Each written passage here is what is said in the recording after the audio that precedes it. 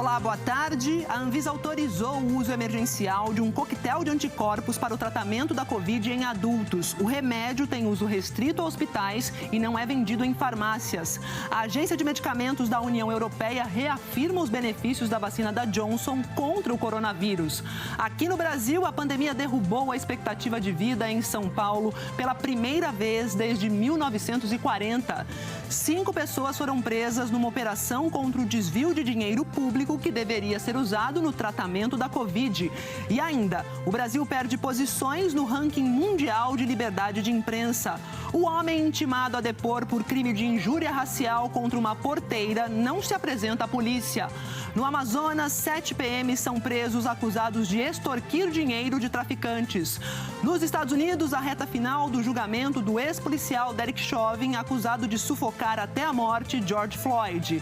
E a reportagem especial sobre os 50 anos do JH mostra as coberturas que marcaram a primeira década do século XXI. O Jornal Hoje está começando.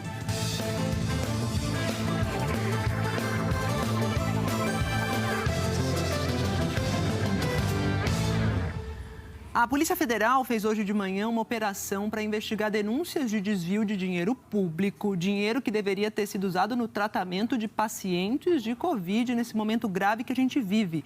5 pessoas foram presas, entre elas 2 médicos e um veterinário. Os nomes dos presos não foram divulgados. A Polícia Federal investiga desvios de verbas para a saúde em 3 cidades paulistas: Hortolândia, no interior, Embu das Artes e Itapecerica da Serra, na Grande São Paulo. As suspeitas envolvem a contratação de uma organização social para fazer a gestão de postos de saúde, maternidades e hospitais, a AMG, Associação Metropolitana de Gestão. 5 pessoas foram presas pela Polícia Federal esta manhã por suspeita de desvio de dinheiro público que seria destinado à saúde. Os contratos, segundo a Polícia Federal, passam de 100 milhões de reais. Alguns assinados de forma emergencial com o pretexto de combater o avanço da Covid-19. Essa empresa investigada, ela recebia os recursos, esses recursos eles eram repassados para empresas de fachada ali, que supostamente prestariam serviços, né, para a empresa investigada, e a partir aí do recebimento desse recurso para essa empresa de fachada, o dinheiro era direcionado a outras pessoas, ele era sacado em espécie, né? Foram cumpridos 5 mandados de prisão e 38 de busca e apreensão em São Paulo, Rio de Janeiro e Minas Gerais. A Polícia Federal descobriu que, para não levantar suspeitas, a organização sacava quantias menores em dinheiro de caixas eletrônicos. Foi desta maneira que uma única pessoa sacou cerca de 18 milhões de reais, segundo a polícia, em mais de 400 saques. O grupo ainda contava com a ajuda de um guarda civil municipal, que fazia a escolta armada do dinheiro sacado. O guarda civil e a esposa estão entre os presos. Na sua residência, quando do cumprimento do mandado, ele tentou ocultar um computador em uma mochila. Esse computador ele foi ocultado em cima do telhado da sua residência e ele tentou ainda dispensar o telefone celular que era de sua propriedade. Ele jogou na casa do vizinho o seu telefone celular, né? Pela manhã, os policiais fizeram buscas na casa do ex-secretário da Saúde de Embu das Artes, que mora em Pirapora do Bom Jesus, também na região metropolitana. Na casa dos suspeitos, os agentes federais apreenderam carros de luxo, computadores, celulares e documentos. O responsável pela organização social é um veterinário recém-formado, de 28 anos, que também foi preso hoje.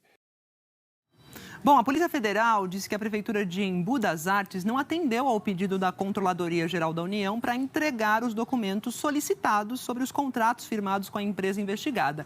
Por isso que teve o mandado de busca cumprido lá hoje. A Prefeitura de Embu das Artes disse que ainda não tem informações necessárias sobre o processo, mas que está à disposição das autoridades. A Prefeitura de Hortolândia também afirmou que está à disposição das investigações e que, caso sejam identificadas irregularidades, os responsáveis vão ser punidos com o rigor da lei. A Prefeitura de Itapecerica da Serra diz que já tinha encerrado um dos 2 contratos com a empresa suspeita e que, diante da operação de hoje, vai abrir uma auditoria interna para apurar o outro contrato. E nós não tivemos retorno da AMG, que é a Associação Metropolitana de Gestão.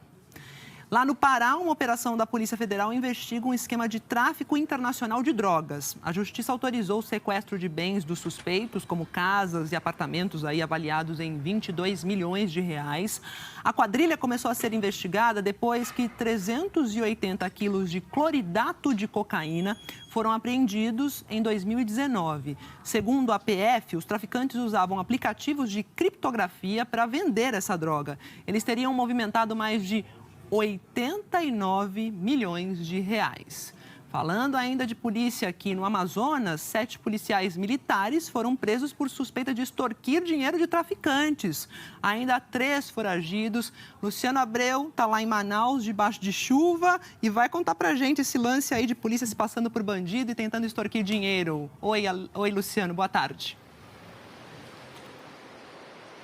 Pois é, boa tarde, Maju, boa tarde a todos. Neste momento, a Polícia Civil cumpre mandados de busca e apreensão em endereços ligados a este grupo, que, segundo as investigações, é formado por policiais militares que sequestravam e extorquiam dinheiro de traficantes e pessoas com passagem pela polícia.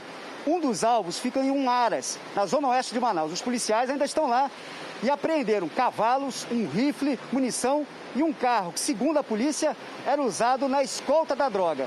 A Justiça expediu ontem 10 mandados de prisão. 6 foram cumpridos. Um 7º suspeito se entregou. Entre os presos estão 2 capitães da PM aqui do Amazonas. 3 ex-PMs estão foragidos. Segundo as investigações, os suspeitos foram descobertos após roubarem 1,5 toneladas de drogas de um traficante e exigirem dinheiro para devolver. Isso foi há aproximadamente 10 dias. A Diretoria de Justiça e Disciplina da PM afirmou que vai instaurar um procedimento disciplinar para analisar a conduta dos policiais.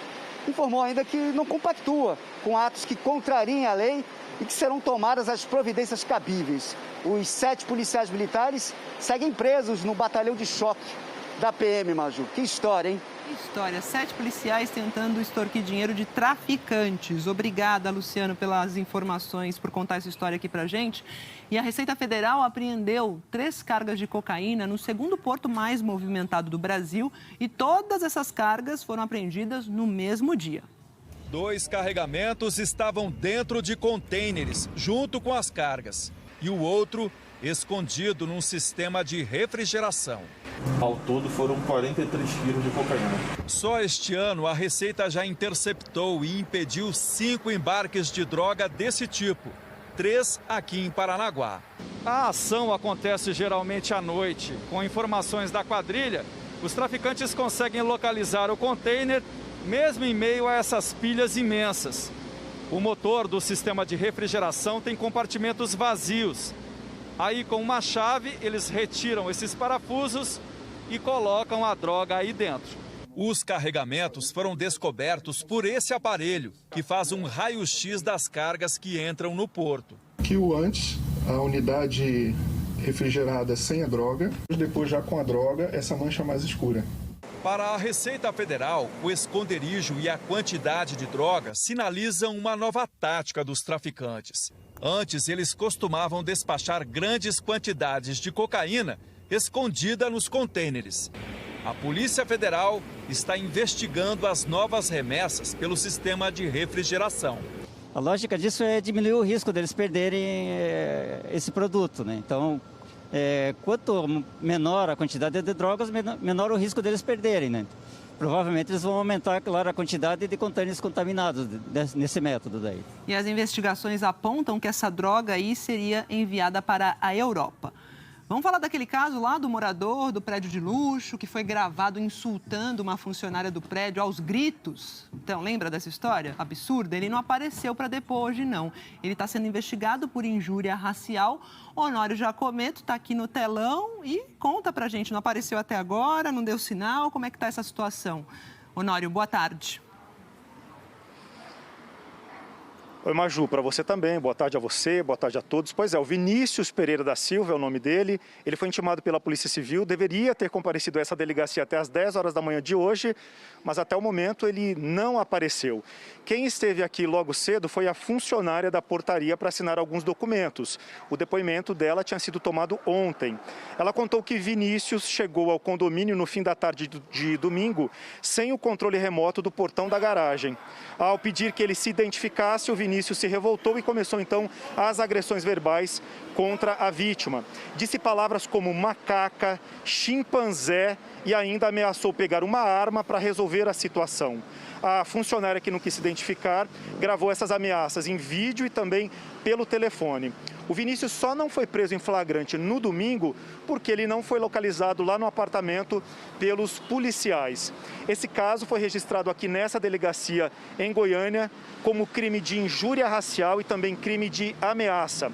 O delegado tem um mês para concluir esse inquérito, mas ele já deve encerrar esse caso nos próximos dias porque ele já ouviu todas as testemunhas.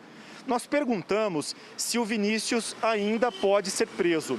Vamos ouvir a resposta do delegado que cuida desse caso.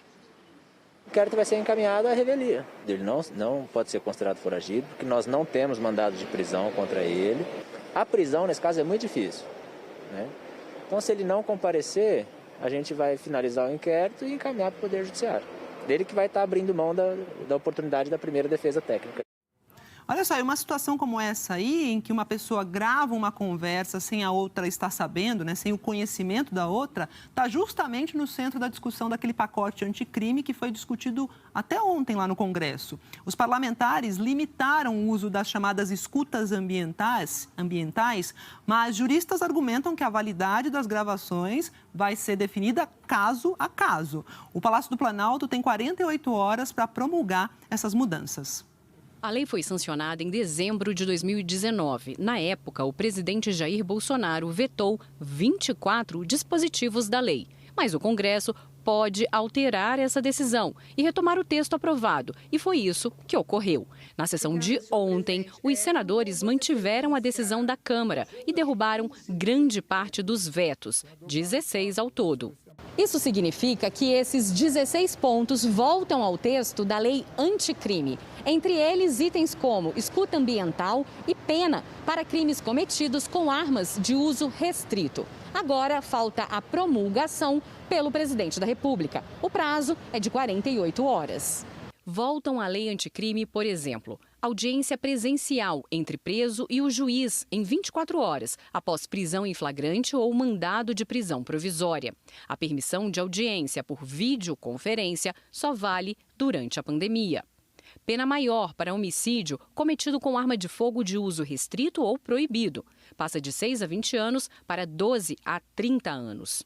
Pena 3 vezes maior para crimes contra a honra, que incluem calúnia, injúria ou difamação, se forem cometidos na internet, em rede social. A pena máxima passa de 2 anos para 6 anos de prisão.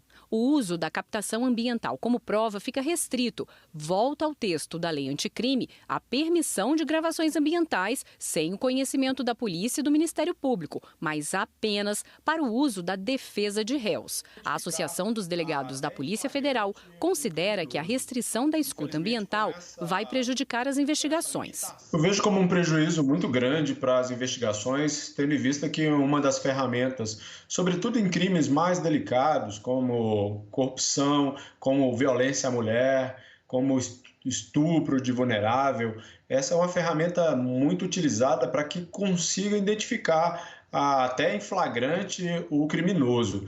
Infelizmente, com essa limitação da ferramenta, perde a justiça, perde o combate à impunidade. Para a Associação Nacional dos Procuradores da República, essa alteração na lei poderia invalidar, inclusive, o uso das gravações como as que a funcionária de um prédio de Goiânia fez no fim de semana. Ela procurou a polícia e denunciou o morador, Vinícius Pereira da Silva, por injúria racial.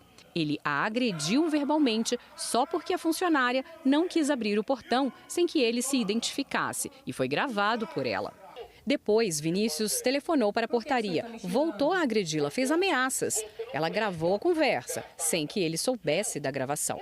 A gente pode dizer que boa parte dos crimes realizados contra as mulheres, muitas vezes tendo mulheres como vítimas, e diante do receio de enfrentar o agressor, de tomar alguma atitude, a agravação acaba se vindo num crime cometido às escondidas entre duas pessoas, quando não se tem mais outras pessoas para acompanhar e, portanto, depor sobre esses crimes, essa prova acaba sendo muito utilizada. Mas especialistas afirmam que não está claro o impacto da medida. Para a Subprocuradora-Geral da República, da Câmara de Combate à Corrupção, do Ministério Público Federal, a validade de captações ambientais deverá ser definida caso a caso.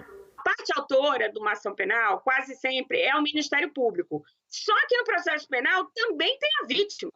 E a vítima pode ter provas até para provar aquele delito. Imagina como é que um delito contra uma criança, contra uma mulher, essa gravação não seria indício de crime. Uma coisa é a lei, né? Outra coisa é a aplicação da norma.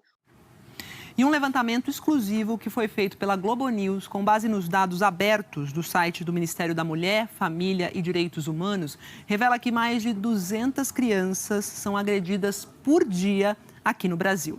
Uma média de 260 denúncias de crianças agredidas por dia, a maioria entre 5 e 9 anos de idade. O levantamento exclusivo da Globo News teve como base os dados abertos do site do Ministério da Mulher, Família e Direitos Humanos e aponta que os pais são os principais agressores. E na maioria das vezes, isso acontece dentro de casa. Só que a pandemia pode ter escondido um número ainda maior de casos de violência infantil. É uma pandemia dentro da pandemia. A violência doméstica ela tá mais forte nesse momento, e uma das hipóteses que a gente tem é de que essa rede de proteção ela não está acessível. A escola, por exemplo, né, os equipamentos da assistência social, a saúde. Entre os estados, o que tem o maior número de denúncias de violência infantil é São Paulo, quase 24 mil em 2020. Mas no número de denúncias por 100 mil habitantes, esse ranking é liderado por Distrito Federal e Rio de Janeiro.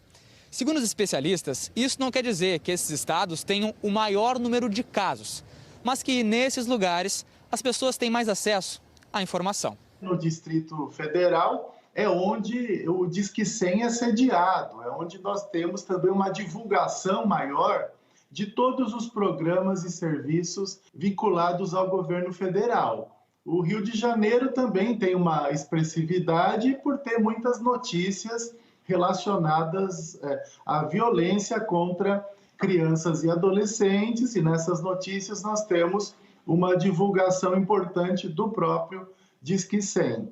Depois da morte do menino Henri, há 1 mês e meio, outros casos de agressão vieram a público.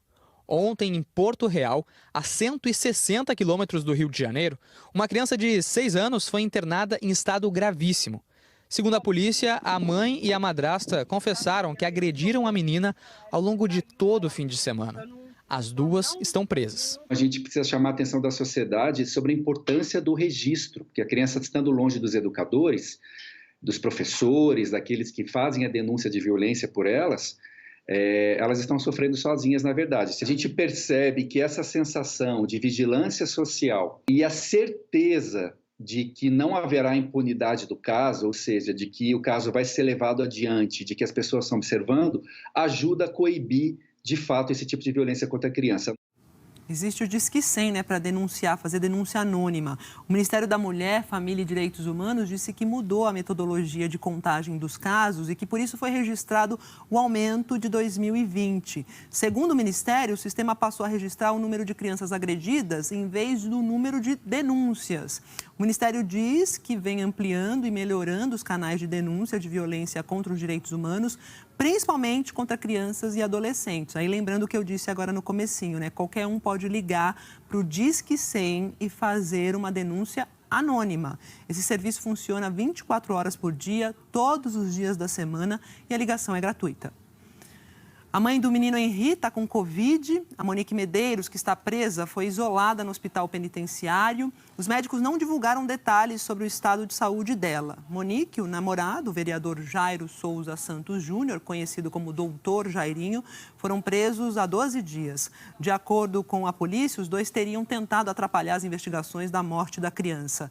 A defesa de Monique Medeiros disse que solicitou acesso à documentação hospitalar dela e reforçou que pediu ao Ministério Público que ela seja ouvida mais uma vez pela polícia. O Conselho Nacional de Justiça está lançando hoje um aplicativo para facilitar o acesso de quem sai da prisão aos serviços e às políticas de apoio para que a pessoa possa retomar a liberdade. É o Escritório Social Virtual. O Walter ficou 10 anos preso. Quando deixou a prisão, há 15 anos, teve muita dificuldade para arranjar emprego e ter novas oportunidades na vida. Meu nome era sujo na justiça, então eles fechavam sempre as portas para mim, devido meu nome ser sujo, ter terminado de sair da cadeia. Para apoiar quem acabou de sair da prisão, o Judiciário tem hoje escritórios sociais, que oferecem serviços especializados. Uma forma de ajudar a pessoa a se reinserir na sociedade. Só que os escritórios ainda não estão em todos os estados brasileiros. E ir a um desses locais neste momento de pandemia pode ser complicado. Por isso, agora, o serviço será oferecido também de outra forma, pelo celular. É o Escritório Social Virtual, um aplicativo que vai ser lançado hoje e pode ser usado tanto por quem deixou a prisão quanto por parentes da pessoa. Dá para buscar abrigo temporário, encontrar restaurantes comunitários próximos, ver onde há serviços de saúde. Também é possível descobrir como tirar documentos, consultar a situação processual, se inscrever em cursos profissionalizantes, procurar vagas de trabalho, buscar tratamento para uso abusivo de álcool e outras drogas. O presidente do Conselho Nacional de Justiça, ministro Luiz Fux, diz que a situação das pessoas que deixam o sistema carcerário é preocupante, porque há um ciclo difícil de ser quebrado. Visa exatamente esse grande escopo do processo penal, que é a reintegração do preso à sociedade, cumprindo, a promessa constitucional de erigir uma sociedade justa, sem preconceito, que a reabilitação de um preso faz bem a ele e vai fazer bem à coletividade.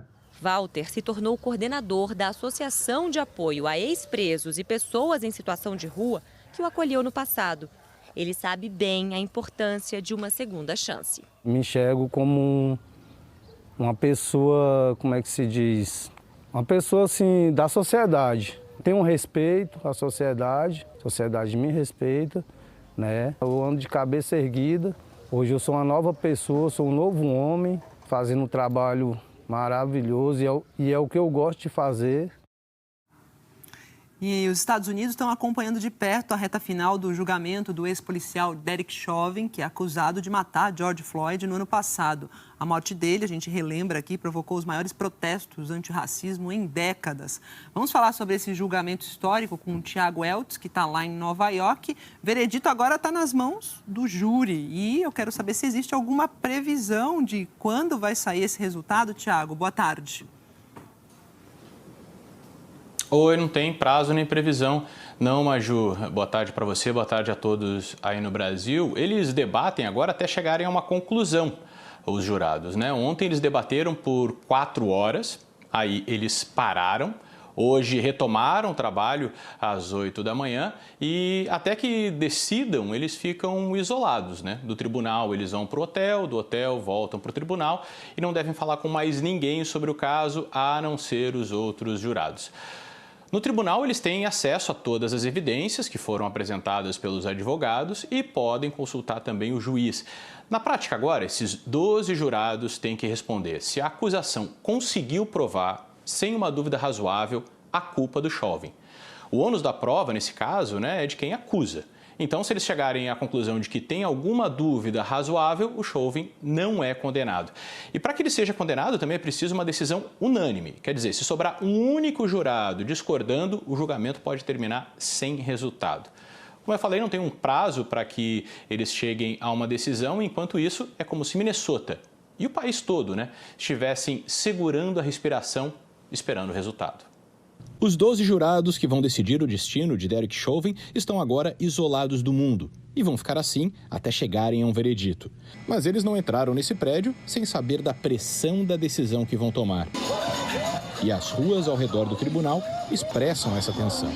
O agora ex-policial Derek Chauvin foi filmado por diversas câmeras enquanto ajoelhava no pescoço de George Floyd. Durante mais de 9 minutos, essas câmeras registraram a agonia, os pedidos de socorro, a morte de Floyd. Se as imagens parecem argumentos suficientes para a promotoria, a história mostra que casos assim podem ter desdobramentos mais complicados. Em Los Angeles, em 1991, outro homem negro, Rodney King, desarmado e no chão, foi espancado por vários policiais depois de uma perseguição. A câmera registrou a ação que terminou com mais de 50 fraturas e danos cerebrais a King.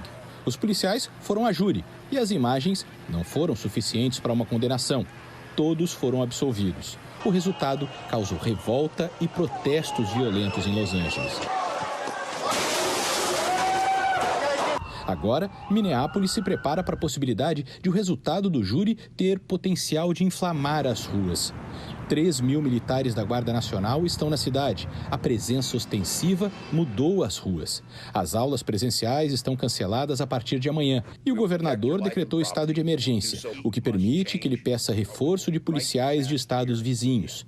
E a atenção não está apenas na cidade onde acontece o julgamento. Por todo o país, outras grandes metrópoles se preparam, com policiamento reforçado, Guarda Nacional e comércio se preparando com tapumes.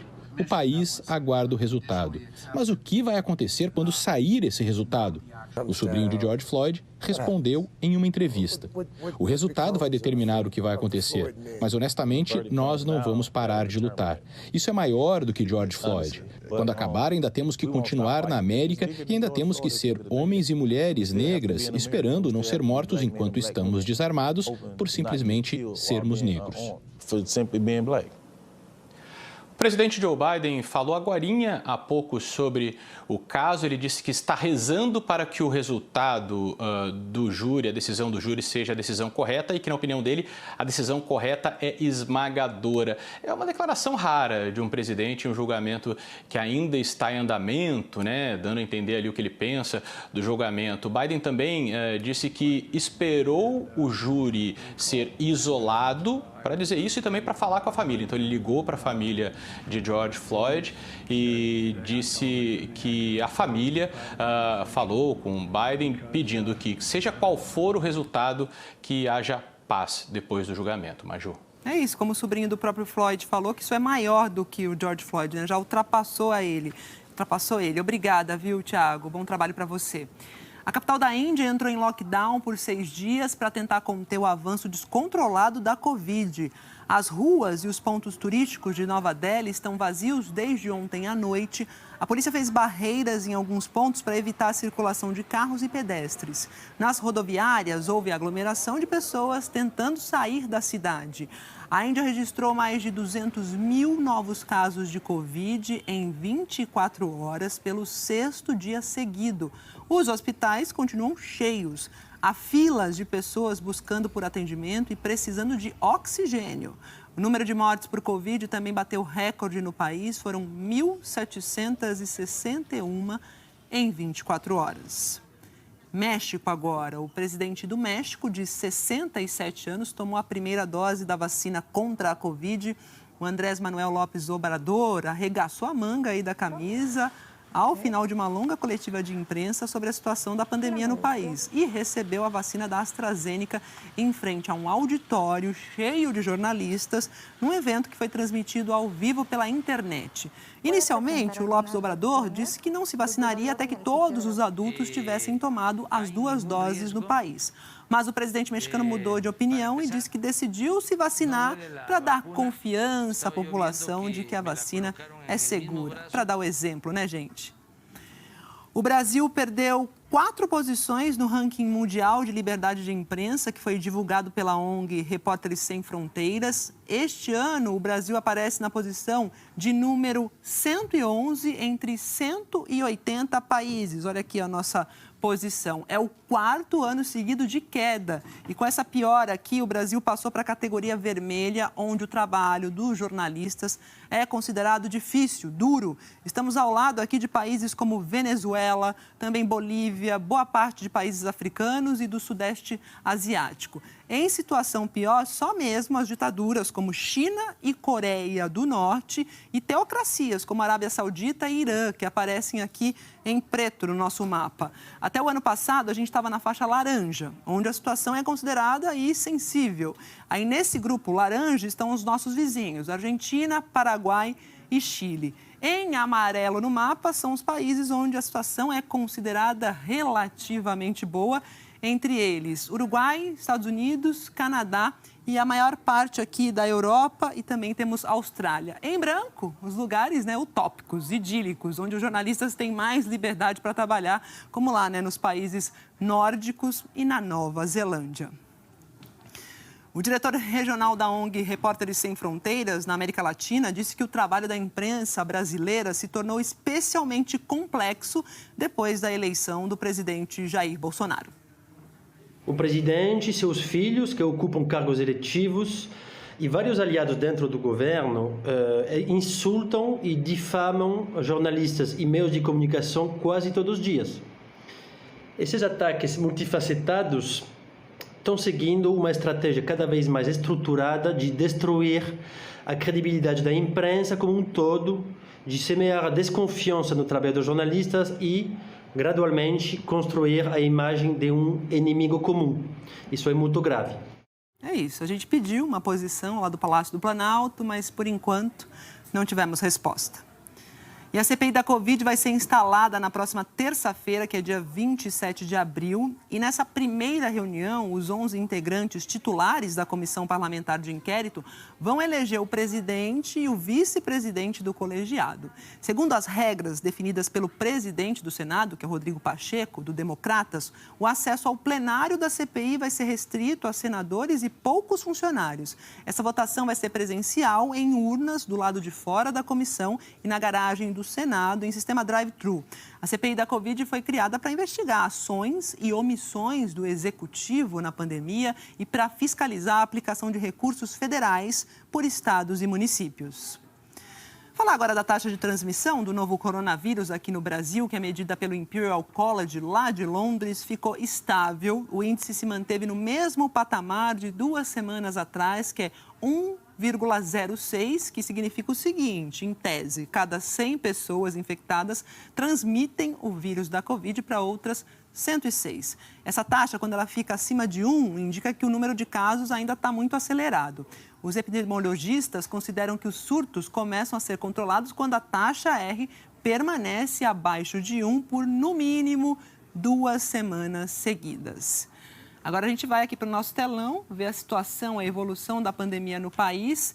Temos o seguinte número, 1.607 mortes em 24 horas, segundo os dados divulgados no boletim de 8 da noite de ontem pelo consórcio de veículos de imprensa. Aí o país já perdeu 375.049 vidas para a doença. Em 24 horas, 35.885 casos foram confirmados e desde o começo da pandemia, o Brasil está somando aqui 13.977.713 infectados. As médias móveis tiveram estabilidade, mas estão ainda em um patamar alto. Nos últimos 7 dias, foram, em média, 65.186 novos casos por dia, uma alta aqui de 3% em relação a 14 dias atrás. E a média de mortes ficou em 2.860 óbitos por dia, também aqui aumento de 3% em relação a 2 semanas. Agora a gente vê a situação dos estados no nosso mapa. Em vermelho estão aqueles estados, os 7, que tiveram alta na média móvel de morte. Maiores aumentos aqui, Roraima com 65%, a gente tem também Pará com 52%. No grupo amarelo, indicando estabilidade, são 14 estados. E em azul, com queda na média de mortes, 5 estados mais o Distrito Federal. E as maiores quedas aqui foram registradas em Santa Catarina, na Paraíba e em Mato Grosso. E olha só esse dado, as mortes causadas pela pandemia no ano de 2020, ano passado, fizeram a expectativa de vida cair no estado de São Paulo pela primeira vez desde 1940, quando esse índice começou a ser calculado. Não é exagero dizer que 2020 foi o pior ano da família da Cirlei, que vive no Capão Redondo, na zona sul de São Paulo. Em maio, ela perdeu a dona Antônia, de 75 anos, o seu José, de 77, e o Carlos, de 47. Mãe, pai e irmão, todos morreram de Covid. Foi um ano de reconstrução, de tentar se adaptar com o que a gente ficou, né? Todo mundo tentando seguir com as vidas, cuidando de filho, cuidando de trabalho, tentando superar tudo isso. Em 2020, morreram de Covid no Brasil 195 mil pessoas, 47 mil aqui em São Paulo. Por causa dessas mortes, a expectativa de vida ao nascer aqui no estado caiu pela primeira vez na história desde 1940, quando ela é calculada. Em 2019, era de 76 anos e 5 meses. E em 2020, passou para 75 anos e 5 meses. Em 1940, as pessoas viviam bem menos, em média 45 anos. De lá para cá, com a melhora nas condições de vida, essa idade só foi aumentando, década a década. De 1980 para 1990, no pior momento da epidemia de AIDS no mundo, que matou muitos jovens, a expectativa de vida no estado aumentou 2 anos e meio. Nem as mortes violentas por acidentes de trânsito e por crimes, que subiram nos anos 1990 e 2000, atrapalharam a melhora na expectativa de vida, que em 2010 chegou a 75 anos. A partir daí, ela passou a ser calculada ano a ano e crescia 2 meses de um para o outro. É por isso que esse tombo de 12 meses, de 2019 para 2020, é tão significativo. O patamar é menor do que o de 2013. O demógrafo que faz esse levantamento todos os anos já esperava por uma queda, mas não imaginava que ela seria tão grande. A gente começou esse ano, 2021, com níveis muito elevados de mortalidade. Não sei o quanto isso poderá impactar ainda mais em 2021. Vai depender do segundo semestre, não é? Esse médico infectologista do Hospital das Clínicas de São Paulo faz um alerta. Agora, nesse momento, com essa nova onda que a gente está vivendo, a gente volta a ser surpreendido com um número ainda maior de casos e com idades cada vez mais jovens de pessoas acometidas de forma bastante grave, né? E isso é extremamente preocupante.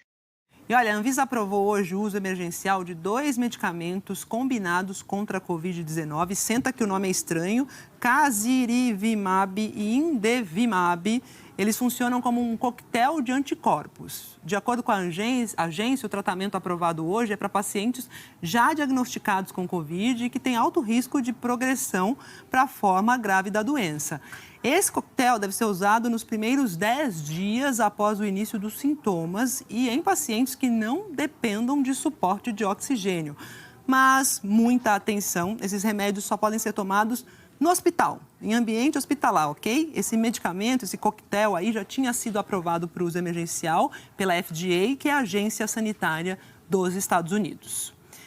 E a Agência de Medicamentos da União Europeia voltou a afirmar hoje que os benefícios da vacina da Johnson na prevenção à Covid superam os eventuais riscos à saúde. O órgão regulador concluiu que pode existir uma ligação entre a vacina e raríssimos casos de coágulos combinados com baixos níveis de plaquetas no sangue. A partir de agora, isso deve constar na bula como possível efeito colateral muito raro. A agência analisou os 8 casos relatados desse tipo de coágulo entre mais de 7 milhões de pessoas que receberam o imunizante da Johnson lá nos Estados Unidos. Isso equivale a um risco de 0,0001%. Se a gente lê bula, a gente não toma remédio, né? Sempre tem algum risco. Olha, agora aqui no nosso telão, os números da vacinação no Brasil, que foram levantados pelo consórcio de veículos de imprensa. 474.205 pessoas receberam a primeira dose em 24 horas. Com isso, o Brasil chegou a 26.654.459 pessoas vacinadas com a primeira dose, o equivalente aí a 12,59% da população brasileira. E 10.131.323 pessoas já receberam aqui as 2 doses da vacina, ou 4,78% da população. 24 estados e o Distrito Federal atualizaram esses dados sobre a vacinação até a divulgação desse balanço. Lembrando sempre, quanto mais escuro aqui o tom de azul, maior o percentual da população que recebeu a primeira dose. Até agora, os 5 que mais vacinaram são Rio Grande do Sul, Mato Grosso do Sul, Espírito Santo, Bahia, Paraíba. Paraíba antes e Bahia, tá? Só corrigindo. Espírito Santo, Paraíba e Bahia. Mais detalhes sobre a situação do seu estado, você confere em g1.com.br/coronavírus. Vamos lá para Duque de Caxias, sempre tem rolo por lá, ou frequentemente tem rolo por lá. Na cidade de Duque de Caxias, no Rio de Janeiro, os idosos passaram mais uma noite na fila à espera da vacina. De carro ou a pé, a fila para tomar a segunda dose da vacina em Duque de Caxias, na Baixada Fluminense, era imensa hoje de manhã. Teve gente que madrugou e nem assim conseguiu ser vacinada. Acordei 2 horas da manhã para vir para a fila, né? E agora não tem vacina. É brincar com o sentimento do povo, um povo idoso, cara. A Prefeitura de Caxias aplicou hoje a segunda dose da Coronavac em quem foi vacinado até o dia 24 de março. O seu Antônio César tinha que ter recebido a segunda dose no último dia 12, mas até agora não conseguiu. É uma bagunça, vamos dizer que é uma bagunça generalizada. Poxa, eu tenho até vontade de chorar. A recomendação é que o intervalo entre a primeira e a segunda dose da Coronavac seja de 14 a 28 dias. A proteção contra a Covid só ocorre depois que as 2 doses são aplicadas. Aonde é que está essa segunda dose, seu prefeito? A Prefeitura de Caxias disse que tinha apenas 5.000 doses da vacina e que seriam necessárias 9.000 para atender os idosos que já tomaram a primeira dose. A expectativa é que uma nova remessa da Coronavac chegue até quinta-feira e que então essa aplicação da segunda dose seja feita na sexta. O município de Caxias também começou a vacinar hoje pessoas de 59 anos ou mais, mesmo aquelas que não têm comorbidades. Isso contraria o Plano Nacional de Imunização. Na última quarta-feira, o Ministério Público fez uma recomendação para que a cidade siga o plano e deu um prazo de 10 dias para que a Prefeitura resolva a situação. E aí a Prefeitura de Duque de Caxias garantiu que em alguns lugares as filas foram maiores porque muitas pessoas se anteciparam e foram se vacinar antes do prazo de aplicação da segunda dose. A Prefeitura afirmou também que a cidade está cumprindo o Plano Nacional de Imunização e que respeita a idade das pessoas para definir a ordem de vacinação. E teve fila também, ao medo de que volte a faltar vacina, levou centenas de pessoas para os locais de vacinação lá em Goiânia. Veja aqui, ó, no nosso painel. Longas filas se formaram desde ontem. Tinha gente de muletas, cadeira de rodas e até com cilindro de oxigênio para respirar. Goiânia tem 16 pontos de vacinação para atender todos os moradores. A imunização com a primeira dose foi retomada no sábado, depois de ficar suspensa por mais de uma semana. O grupo atendido nessa fase é o de pessoas com mais de 62 anos de idade. A Profissão Repórter de hoje vai mostrar o trabalho de 4 líderes religiosos que dão suporte aos fiéis no pior momento da pandemia. O pastor que organiza orações em frente a hospitais. O ritual reservado do Orixá da Saúde. O padre que dá bênçãos aos doentes e dirige um grande hospital. E esses anestésicos tiveram uma inflação de 800%. O apoio espiritual acompanhado do trabalho comunitário. Para conseguir dar 130 cestas esse mês, nós tivemos que fazer um caminho muito árduo. Hoje, depois de todas as mulheres do mundo, do Profissão Repórter. E ainda hoje, as coberturas que marcaram a primeira década do século XXI na reportagem especial sobre os 50 anos do JH. E a seguir, o aumento das emissões de dióxido de carbono em todo o mundo. Aqui no Brasil, ambientalistas pedem a aprovação com urgência de um compromisso para a redução de gases de efeito estufa.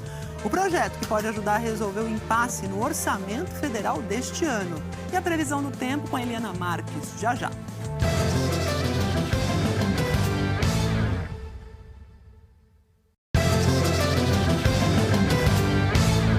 De volta para falar sobre o orçamento 2021, porque o Congresso aprovou um projeto de lei que pode ajudar a resolver o impasse nesse orçamento deste ano, que foi aprovado com menos verba que o necessário para custear as despesas obrigatórias. Esse projeto autoriza o governo a abrir crédito para financiar medidas de combate à pandemia, mas aí sem indicar de onde vem esse dinheiro, qual é a fonte desse dinheiro.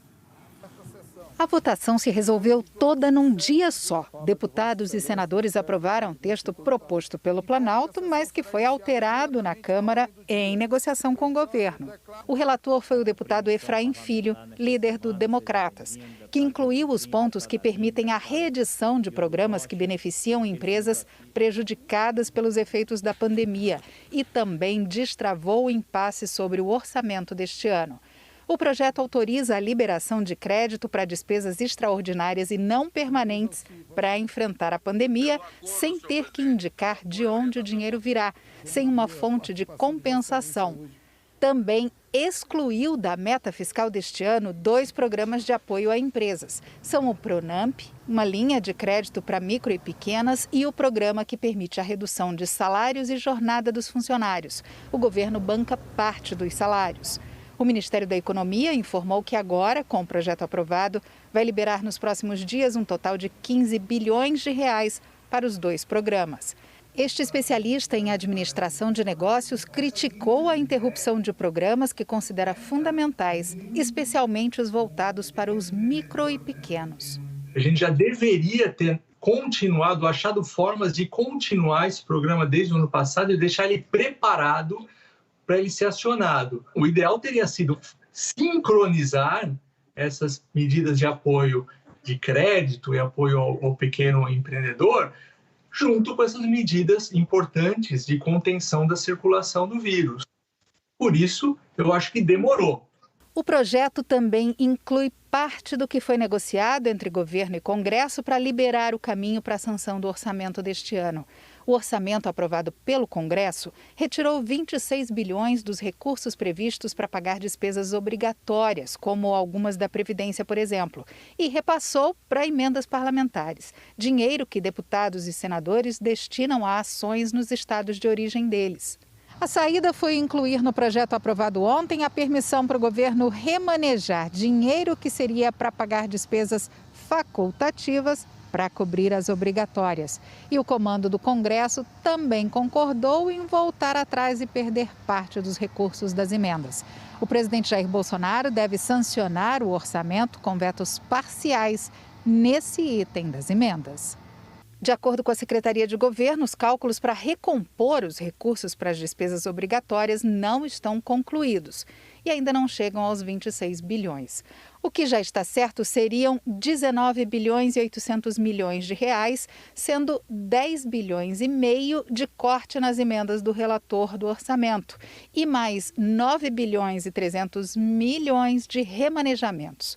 O governo também analisa cortes em despesas do próprio Poder Executivo. No fim das contas, o Congresso ainda manteve 18 bilhões e meio de reais para as emendas parlamentares. E o presidente Jair Bolsonaro tem até quinta-feira para sancionar o orçamento deste ano. Vamos de tempo agora, a previsão do tempo com Eliana Marques, que já está aqui conosco. Oi, Eliana, boa tarde. Boa tarde para você, Maju. Boa tarde a todos. Olha, ontem eu falei de uma depressão subtropical no oceano, na altura de São Paulo e do Rio de Janeiro. Hoje, a Marinha reclassificou esse ciclone como tempestade subtropical, batizada com o nome Potira, que significa flor. Tempestades subtropicais provocam ventos de mais de 61 km por hora e rajadas mais fortes ainda. Também podem deixar o mar agitado e a Marinha diz que as ondas podem chegar aos 3 metros de altura, tem risco de ressaca até a noite de amanhã, nesse trecho que vai de Arraial do Cabo, no Rio de Janeiro, até Santos, aqui no litoral de São Paulo. E aí, até quinta-feira de manhã, nos outros trechos do litoral de São Paulo, do Paraná, de Santa Catarina, até o litoral do Rio Grande do Sul, lá em Santa Vitória do Palmar. Da região sul até São Paulo, os ventos no continente podem chegar aos 50 km por hora, em toda essa faixa que a gente vê aqui em amarelo. E na área em laranja, que vai do litoral norte de São Paulo até o Rio de Janeiro, rajadas de até 70 km por hora. Lá na região ali dos lagos pode até chegar a 80 km por hora. Aí esses ventos no Rio e aqui em São Paulo vão aumentar a sensação de frio.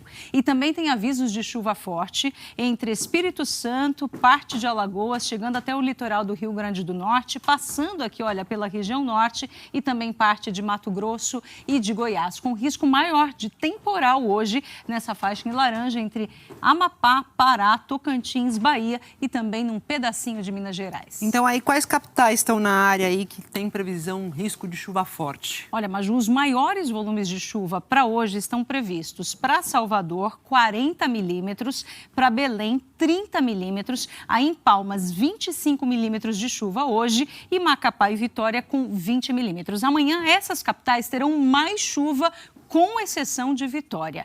Hoje, Porto Alegre, Belo Horizonte, Goiânia, Campo Grande e Boa Vista são as capitais com tempo firme. E além dessas capitais, há outras regiões com predomínio de sol hoje, onde o nosso mapa está amarelo, né? Então, pegando aqui, olha, o norte de Roraima, também Mato Grosso do Sul, centro-sul de Goiás, de Minas, região serrana do Rio, grande parte de São Paulo e da região sul. E agora eu mostro o monitor de secas do mês de março, divulgado ontem pela ANA, Agência Nacional de Águas. A agência identificou redução da seca no sul do país. As áreas de seca grave que aparecem aqui, olha, nesse tom, né? Nesse tom aqui, a quarta cor mais escura, são a minoria na região sul. Por quê? Porque as chuvas ficaram acima da média. Agora, no sudeste, a seca excepcional, que é esse tom mais escuro, se concentrou no noroeste de São Paulo. E a seca extrema, que aparece aqui nesse tom de vermelho, se espalhou por pontos de Mato Grosso do Sul e de Goiás. Olhando Tocantins e olhando também a região nordeste, a gente vê que a seca grave, nesses pontos mais escuros, pega somente algumas regiões. Nos próximos 15 dias, o Nordeste terá mais chuva, como a gente vê nesse mapa, mas onde ela vai se concentrar mesmo ainda é na região norte. E aí amanhã já fica o aviso para tempo chuvoso, com bastante chuva mesmo, em Florianópolis, no litoral de São Paulo, em Santos e até o Rio de Janeiro. Aqui em São Paulo é pouca chuva, mas o friozinho continua. Friozinho, então, por aqui, chuva mais encorpada no Rio de Janeiro. Amanhã a gente atualiza tudo com você, Eliana. Combinado, até amanhã. Obrigada. Falar agora de emissões globais do dióxido de carbono, que vão ter o segundo maior aumento da história em 2021, isso segundo a Agência Internacional de Energia. Alguns países, como o Reino Unido, já estão se comprometendo a reduzir esse índice nos próximos anos. Cecília Malan está aqui no telão e vai falar quais são as ações adotadas e também trazer mais detalhes do levantamento da Agência Internacional de Energia, né, Cecília? Boa tarde. Boa tarde, Maju. Boa tarde a todos. É um alerta para o mundo todo. A agência está preocupada com a enorme demanda por energia em países que estão saindo da recessão provocada pela pandemia de Covid. O uso do carvão na Ásia é uma das principais fontes de gases poluentes na atmosfera. A procura pelo combustível fóssil deve subir 4,5% ao final deste ano e a China deve responder por metade deste aumento. Mas a demanda também vai subir nos Estados Unidos. Isso apesar das energias renováveis estarem mais baratas do que o carvão.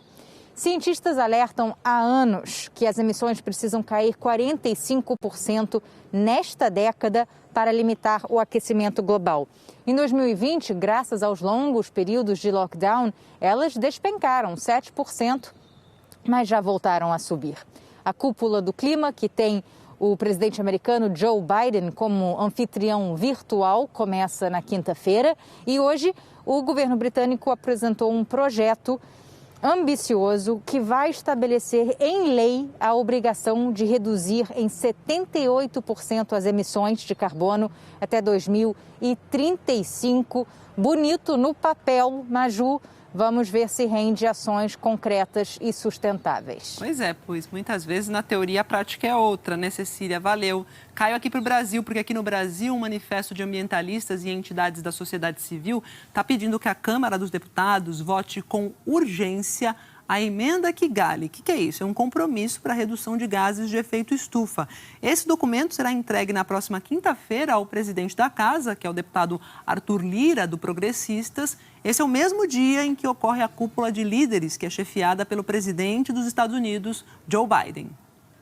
Mais de 100 países já começaram a substituir os gases hidrofluorocarbonetos, utilizados nos aparelhos de ar-condicionado, geladeiras e freezers. Isso porque a substância que hoje está presente nesses equipamentos pode aumentar o aquecimento global, causando 2.000 vezes mais impacto do que o gás carbônico. Essa proposta surgiu em 2016, na cidade de Kigali, capital da Ruanda, na África, mas ainda precisa ser ratificado pelo Congresso brasileiro. O texto começou a tramitar em 2018 na Câmara, já passou por todas as comissões e não foi pautado pelo então presidente da Casa, Rodrigo Maia, e nem pelo atual, Arthur Lira. O deputado Rodrigo Agostinho, coordenador da Frente Parlamentar Ambientalista do Congresso, afirma que a aprovação terá efeito positivo no exterior. Nós estamos fazendo um esforço muito grande para convencer os líderes de partidos para que possam pautar essa matéria o quanto antes. Seria muito importante para a imagem do país, notadamente nessa época que se discute tanto a questão ambiental, que o Brasil faça a sua lição de casa, combata o desmatamento e coloque a atualização tecnológica do setor industrial com a emenda Kigali em votação. No mesmo dia em que vai ocorrer a cúpula dos líderes sobre o clima, organizada pelo presidente dos Estados Unidos, Joe Biden, um manifesto vai ser entregue à Câmara para tentar colocar o quanto antes a emenda de Kigali em votação. Entre ambientalistas, há uma avaliação de que, se a medida for levada a plenário, ela pode ser vista como um aceno diplomático positivo ao presidente americano. Hoje, segundo dados do Observatório do Clima, o Brasil é o 6º maior emissor de gases de efeito estufa do planeta. O manifesto, que tenta agilizar a votação, é assinado por 29 entidades. No documento, elas afirmam que, caso o Brasil ratifique a emenda de Kigali, seria elegível a receber $100 milhões a fundo perdido para projetos de assistência técnica e financeira no período. E reforçam ainda que essa modernização permitiria que a indústria brasileira ficasse alinhada às inovações já presentes em mercados como norte-americano, europeu, chinês e indiano. Se aprovado na Câmara, o texto vai precisar do aval do Senado e ainda ser sancionado. Para o IDEC, o Instituto Brasileiro de Defesa do Consumidor, que também assina o manifesto, há ganho direto para os consumidores e para os fabricantes. Então, a medida que resulta certamente, em empregos, na geração de emprego e renda, resulta na redução da conta de energia para o consumidor final, é bom para o país, porque a gente vai estar também contribuindo para mitigar efeitos do clima, que já influenciam em muitas áreas da nossa vida, no preço dos alimentos, nas enchentes, no aumento das temperaturas, altas temperaturas no verão. Então, é bom para todo mundo. Agora, o presidente da Câmara dos Deputados, Arthur Lira, não respondeu a gente aí sobre pautar ou não essa emenda. E a seguir, as coberturas que marcaram a primeira década do século XXI na reportagem especial sobre os 50 anos do JH. Até já!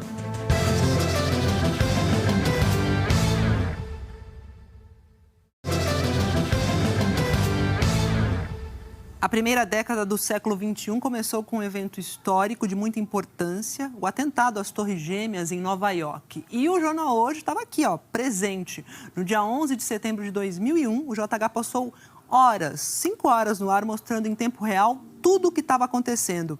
O atentado de 11 de setembro é um dos destaques do segundo episódio da série especial que marca os 50 anos do JH. Um mergulho nos nossos arquivos para relembrar os fatos que aconteceram de manhã, em cima da hora, muitas vezes com o jornal já no ar. Você vai ver agora imagens inéditas. As cortinas foram abertas e o Habemos Papa. Amanhã de medo e preocupação. Até agora, nenhuma equipe de salvamento As famílias estão em busca de informações. Está nesse momento aqui na frente. Existe caos, o caos é aqui.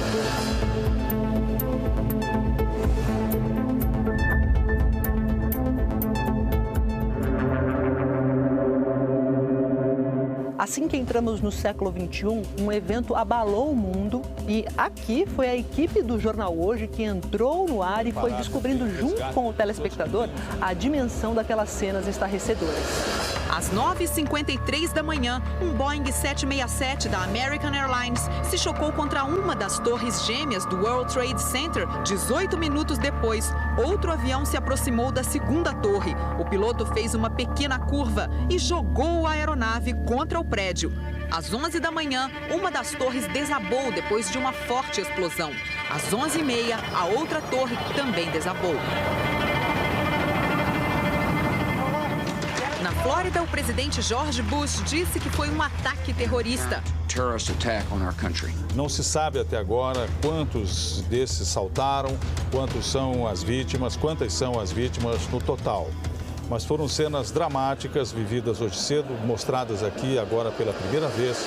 8 de abril de 2005, um dia que entrou para a história da Cidade Eterna. A presença de 3 milhões de pessoas em Roma é a demonstração de que este Papa ficará para sempre na memória dos fiéis.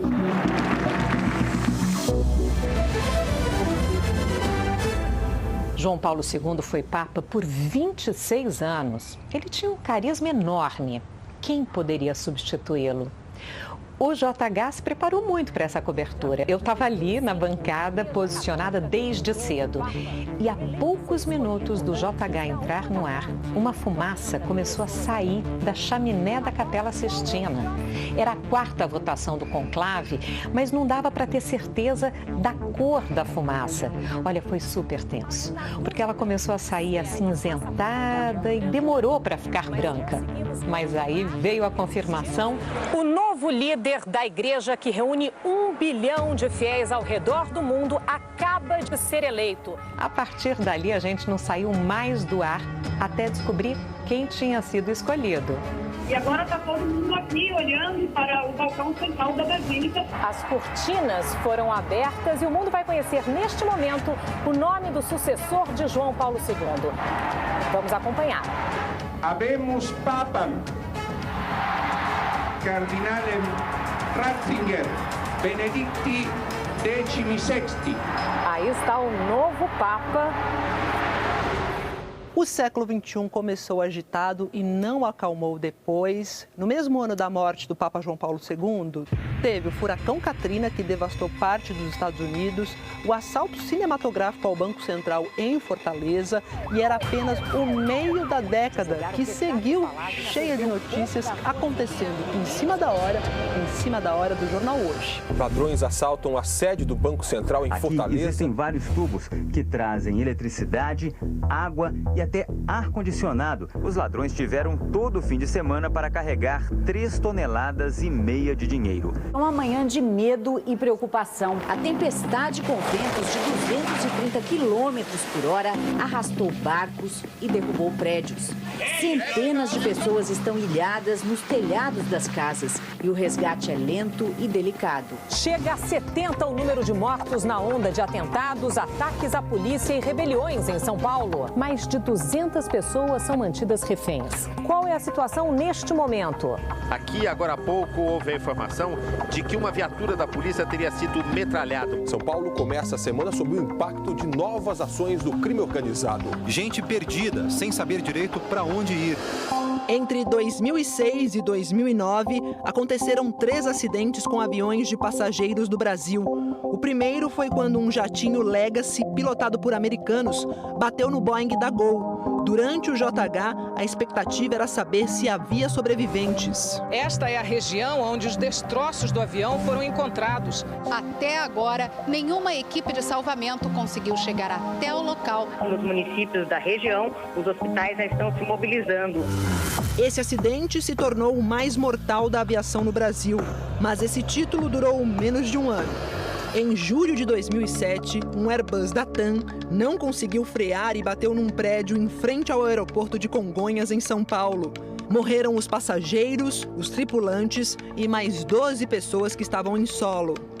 Logo depois, em junho de 2009, caiu o avião da Air France. O voo 447, que saiu do Rio para Paris, desapareceu. No momento, 7 aviões da Força Aérea trabalham na área próxima a Fernando de Noronha na tentativa de localizar o Airbus. Em todo o Brasil, as famílias estão em busca de informações. A gente sabe que ele estava nesse voo. O mundo se despede hoje de Michael Jackson. Acompanhamos imagens ao vivo do cortejo. Nós estamos aqui em frente ao ginásio onde vai ser a cerimônia de despedida a Michael Jackson. Agora há pouco, as pessoas começaram a entrar. Existe caos, o caos é aqui. As pessoas chegam até a gente e falam assim, eu tô com fome, eu quero comida, me dá água. O cheiro forte por causa de corpos em putrefação obriga a população a usar máscaras. E ali na frente a gente vê uma situação complicada, uma pequena cirurgia que está sendo realizada nesse momento. As encostas desabaram e ainda continuam desabando. Muita água ainda descendo da montanha. Muita gente precisando de socorro. Tem que amarrar ela. E amanhã é o dia, né? O dia exato dos 50 anos, 21 de abril. E aí tem mais uma reportagem da série. E lá na página do JH na internet tem um material extra sobre os 50 anos do jornal. Os bastidores do jornal, a gente não chega aqui em cima da hora não, chega super cedo, você vai ver isso lá, as vinhetas de abertura. E tem também uma mensagem que os apresentadores dos outros jornais aqui da TV Globo gravaram pra gente. Vamos ver alguns trechinhos. A minha vida profissional se mistura com a história do JH. Eu tenho um orgulho danado de ter participado de coberturas muito importantes, mas uma coisa nunca mudou. Sempre estivemos em cima do lance, sempre fizemos um jornal quentíssimo no momento em que tudo estava acontecendo. Como telespectador, desde criança eu pude acompanhar o noticiário ali perto da hora do almoço. E depois, como jornalista, eu tive a oportunidade de integrar a equipe do Jornal Hoje durante 3 anos. Jornal Hoje que acho que mora nos nossos corações, das famílias brasileiras que acompanham ali naquele horário do almoço. É realmente um jornal muito especial. O Jornal Hoje tem um lugar no meu coração porque ele foi o telejornal do fim da minha infância, comecinho da adolescência. Era difícil sair, eu não sabia por quê, mas hoje eu sei que era porque as notícias já me encantavam, elas me chamavam de algum jeito. Era o contato que eu e tantos milhões de brasileiros tiveram com o mundo, com o que acontecia no país. O Jornal Hoje era a nossa janela para o mundo e continua sendo. O Jornal Hoje foi a minha casa por 5, 6 anos. Eu fiz grandes coberturas pelo jornal. É desafiador todo dia, porque tudo está acontecendo bem na hora do JH. E a gente fica o tempo todo correndo atrás da notícia e correndo contra o relógio. É um jornal que eu tenho a alegria de fazer um pouco parte dessa história. A primeira reportagem que eu fiz para um jornal de alcance nacional aqui na Globo foi para o Jornal Hoje, isso lá há muito tempo. Referência dos acontecimentos do dia, sempre narrados por parceiros de trabalho inesquecíveis que deixaram a sua marca do jornalismo desde o século passado. Fico ali, um olho na comida e um olho nas notícias. Para toda a equipe que produz esse jornal com tanta competência, um grande abraço. Meus parabéns para esse cinquentão JH que está aqui com todo o gás, levando informação apurada, checada, verdadeira, que faz a diferença na vida das pessoas. Então eu deixo aqui meu beijo grande, vida longa ao JH, vida longa ao propósito de bem informar.